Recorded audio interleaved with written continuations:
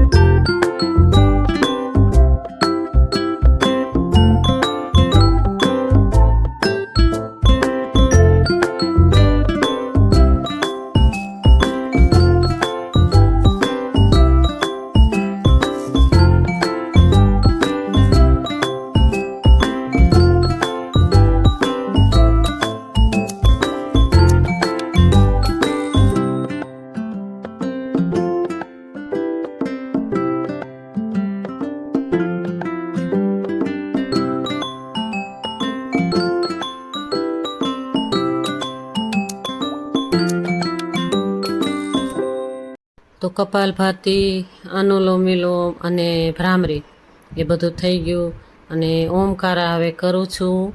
ઓમકારા થઈ જાય ત્યારે પ્રભુને શાંતિથી યાદ કરી અને 2 હાથની હથેળી ઘસી અને ડોકમાં, મસ્તક ઉપર, અને જો થાઇરોઇડ હોય તો થાઇરોઇડની ગ્રંથિ ઉપર.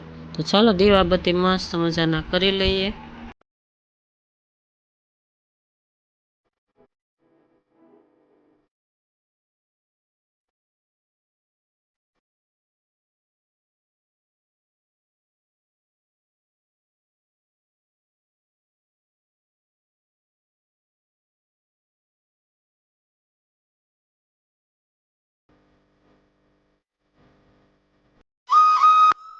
હેલો, જય શ્રી કૃષ્ણ, ગુડ મોર્નિંગ. કેમ છો બધા? તમે બધા આનંદમાં, મજામાં અને કુશલ મંગલમાં છો.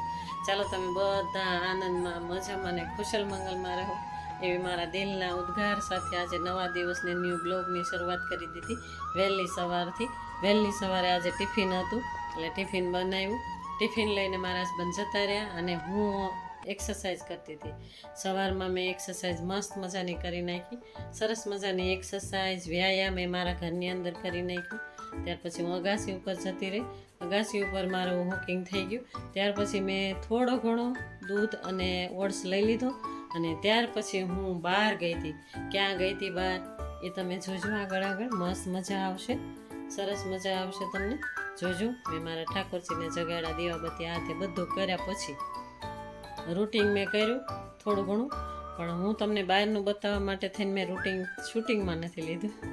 એટલા માટે તમે મારી સાથે રહેજો અને પૂરેપૂરો બ્લોગ જોજો, મજા આવશે તમને. ચાલો, જય શ્રી કૃષ્ણ, રાધે રાધે. તો જ્યાં હું કહેતી હતી ત્યાં આગળ આવી ગઈ. પરેડ થાય છે આપણે અમારે અમરેલીમાં પણ થાય, ગાંધીનગર, આ તે બધા મોટા મોટા સિટીઓમાં થતી હોય છે.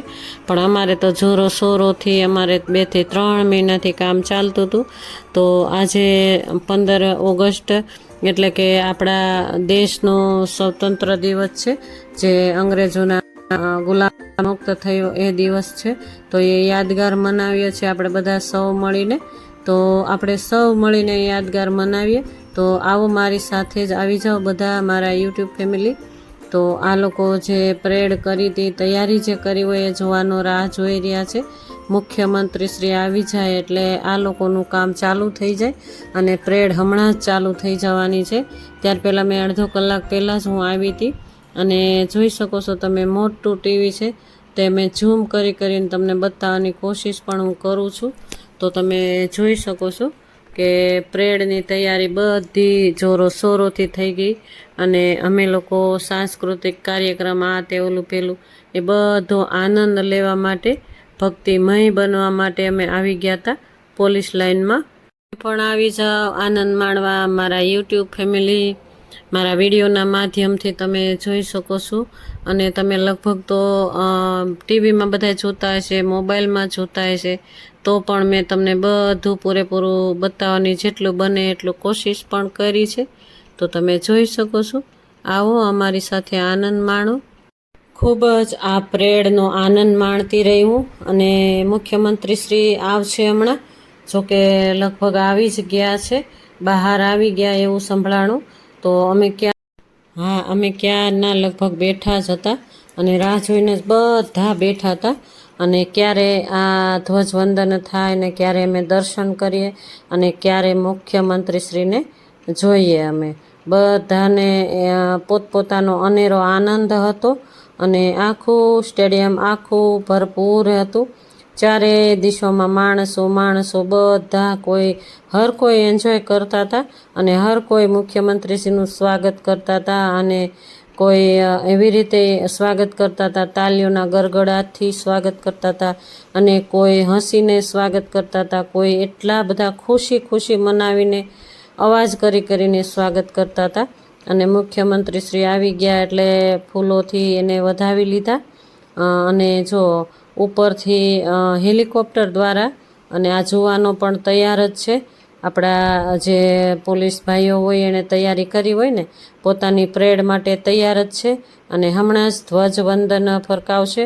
ત્યાર પછી હેલિકોપ્ટર દ્વારા મુખ્યમંત્રીશ્રીનું જો પુષ્પક દ્વારા સ્વાગત કર્યું અને હર કોઈ એન્જોયમાં બેઠા હતા અને સાહેબની રાહ જોઈને બેઠા હતા અને સાંસ્કૃતિક કાર્યક્રમ લગભગ 11થી 11:30 સુધી ચાલ્યું અને આ સાંસ્કૃતિક કાર્યક્રમ પણ બધાએ મોજ માણી અને ખૂબ આનંદ લીધો અને ધ્વજવંદન કરવા માટે તૈયાર થઈ ગયા. બધાએ જય ભારત, જય હિન્દ, જય ભારત, જય હિન્દના નારા લગાવ્યા હે ને. તો ચાલો, આજનો દિવસ કંઈક આવો જ છે મારો. તમે ગમે તો તમે આગળ ફેમિલી મેમ્બરમાં શેર કરજો. જો તમને ગમે ને તો જ તમારા ફેમિલી મેમ્બરમાં શેર પણ કરજો. ચાલો, જય શ્રી કૃષ્ણ. રાધે રાધે.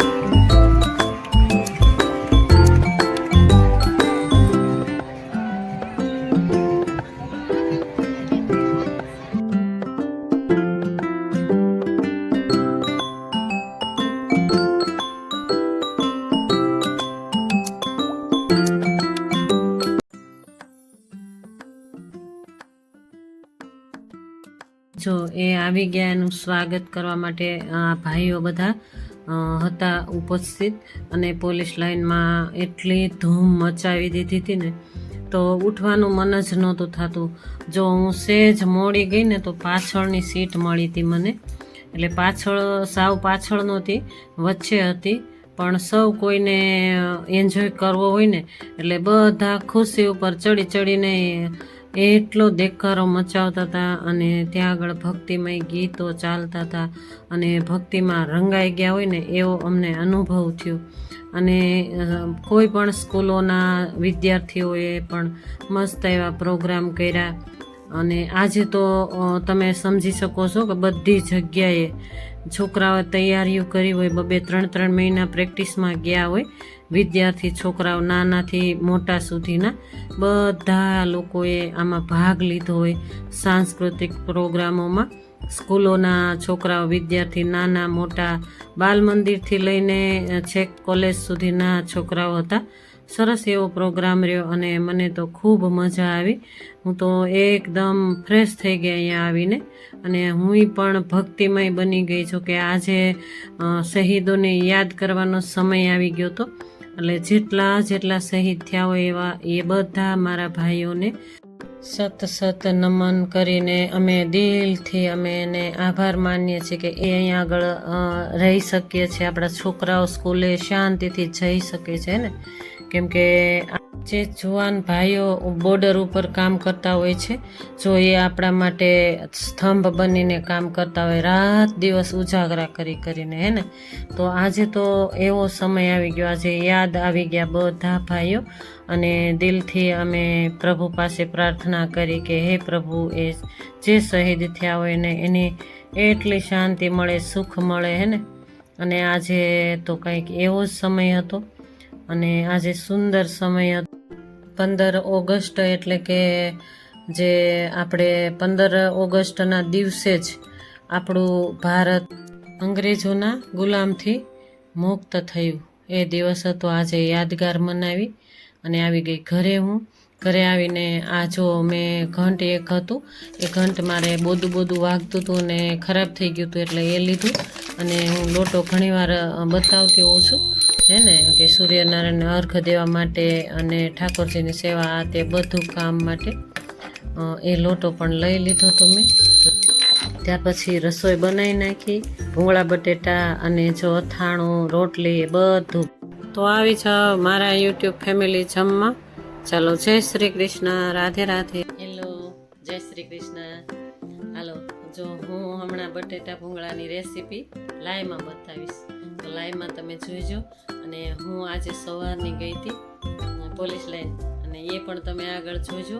પ્રેડમાં ગઈ હતી, પ્રેડમાંય પણ જવું જોઈએ ભાઈ, આપણે હાજરી દેવી જોઈએ, આપણે જોવું જોઈએ કે આપણા જુવાનો શું કરતા હોય છે, કેટલા સમયની એ લોકોએ તૈયારી કરી હોય, તો આપણે એ પણ એન્જોય કરવો જોઈએ, અને ત્યાં આગળ એને સપોર્ટ મળે એટલા માટે જવું જોઈએ. એટલે હું ત્યાં આગળ જઈ અને આવી છું. હજી હવે બટેટા બાફવા મૂકી દીધા છે, અને હું લાઈવ કરીશ, અને લાસ્ટમાં હું તમને થાળી બતાવીશ.